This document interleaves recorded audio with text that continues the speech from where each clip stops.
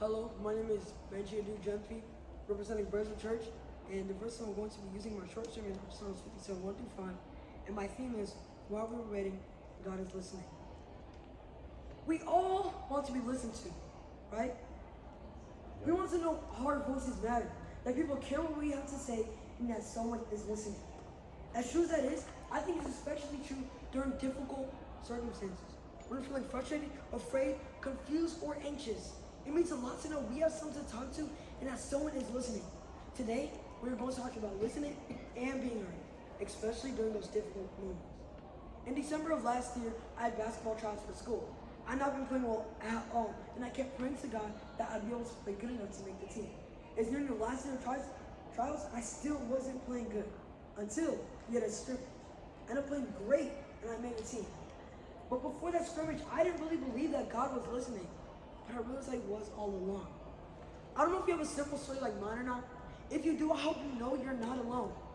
If you don't, that's okay. But remember, even if you have never questioned if God's really listening to you, someday you might. Or you probably know someone who has. Whether you're struggling with doubt, experiencing a tragedy, or walking through difficult circumstances, it's understandable to sometimes question, is God really listening to me? There was someone in the Bible who asked that question too, and his name was David. He was one of the most famous figures of the Old Testament of the Bible. See, David's story started when he was young. God was on the lookout for a new king, and God saw that new king in David, a young shepherd boy. But because he was so young, small, and unassuming, he was almost overlooked. But God saw him. Later, King Saul's armies were being attacked by their enemies, the Philistines, including a giant of a man named Goliath. No one wanted to fight Goliath, but David, that young shepherd boy, was up for the challenge, trusting God would be with him every step of the way. Moments after David kills Goliath, everyone begins to praise David. And after one of the greatest battles in history, things begin to take a turn.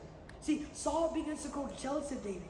He can't stand how much everyone loves him, how talented he was, or how he just seemed to have God's favor.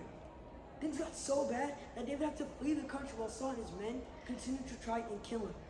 It's a longer dramatic story, but let's fast forward to the fulfillment of God's promise to make David king. During more than 15 years of waiting on that promise, David never stopped talking to God. He talked to God when he was lonely. He talked to God when he was surrounded by enemies. He talked to God when he felt discouraged and desperate. He talked to God when he was angry as well. And this is even where David's story ends. Even after he became king, there are many more times in the Bible when David cries out to God, and God hears him every single time. Psalms 57, 1 through 5 says, God be merciful to me, because my soul trusts in you. I've come to you for my protection while the trouble passes. I pray to God Most High for help, and he takes care of me completely. From heaven, he helps me and he saves me. He will punish the one who attacks me. God will remain loyal to me and send his love to protect me. My life is in danger. My enemies are all around me. They're like man-eating lions with teeth like spears, or arrows and tongues like sharp swords. God, rise above the heavens so all the world see your glory. So why do you think David chose not to cry to God in his darkest moment? Probably because David trusted that God was actually listening, despite his terrifying circumstances. God heard David's cries when he was in a pit of despair. And God hears our cries in our pits of fear, anxiety, discouragement, and doubt. God made a promise that David would one day become king. While David waited for that promise to be fulfilled, he fought a gigantic enemy. He dodged spears. He was hunted. He faced loneliness, terror, despair, anger, and discouragement. But he prayed. And God never stopped listening. While he waited for that promise, he chose to trust in God's faithfulness.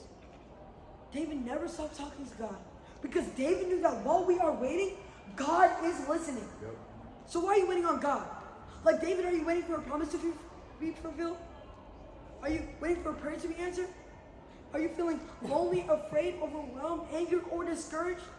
Well, I can tell you that God is listening. Not just because David has said it, because I have seen it to be true in my own life as well. When David was waiting, God was listening to him. When I was waiting, God was listening to me. And I'd like to tell you today that when you are waiting, God is listening to you as well. Thank you.